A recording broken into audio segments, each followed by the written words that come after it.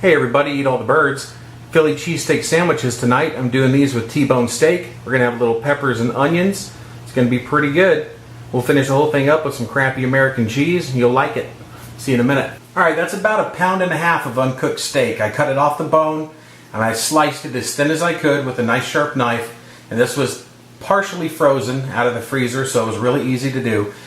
If you don't want to go to the expense of using the steak, if the expense is keeping you from making these sandwiches, don't let that happen. Get some roast beef from the deli, do the exact same thing. It'll be almost as good. Alright, for 1.5 to 2 pounds of meat, I go heavy on the veg. I'm going to do 2 green peppers, a red pepper, and a large sweet onion.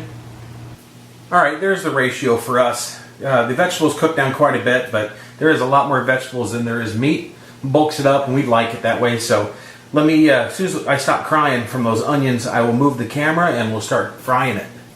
So we'll try a piece. It sizzles good enough for me. So in with all of our unseasoned beef. Just stir that around until I get some decent color on it, and then we'll come back and season it. Vegetables went in with the oil that the meat was cooking in. The meat wasn't as tender as I thought it could be. I mean, it happens. So I chopped it. It's a neat little trick to get around that. Take the big strips, chop them up real small. It gets a lot more tender, or at least feels like it. So we're going to cook this down really good until everything is pretty much destroyed. Be back in about 5, 8, maybe 10 minutes. They're about 90% done, so the meat goes back in there to rewarm. We'll stir that around for 2 minutes. Right before I take that out, I stir in a little pat of butter. Makes it real nice. We'll get this out of there and we'll start working on the bread. We're going with hoagie rolls from the bakery. Not white bread kind of mass-produced rolls. These are from a decent bakery, and they're a light hoagie roll. We cut that open. This size pan, I like to do this one sandwich at a time. If you had a griddle, you could do it a lot quicker, but I'm going to put down a little bit of butter just for the bread. Alright, that should be plenty. I cut the bread a little bit thicker on the bottom than I did on the top. I'll put it in there and I'll smush it around to pick that butter up because the meat doesn't need any. Alright. We'll let that toast up a little bit. It's going to take about a minute, maybe a minute and a half. Okay, while we're waiting for that, a little bit of the filling goes back in.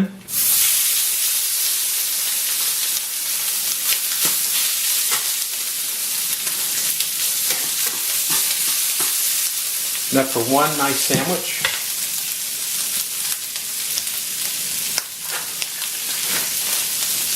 And it gets the cheese. You could use expensive provolone. You can use Velveeta. I'm just using Kraft singles. I like it. Whiz on one of these sandwiches is just the way I prefer it, but you can do whatever you want.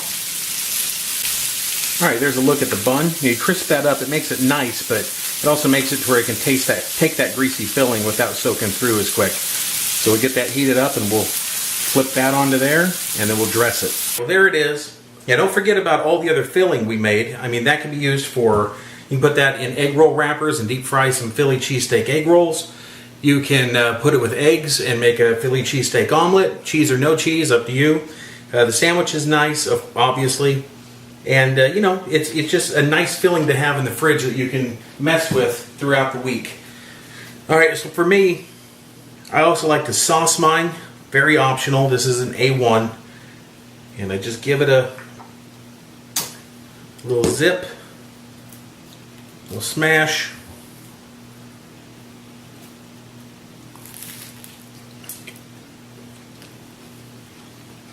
Very nice.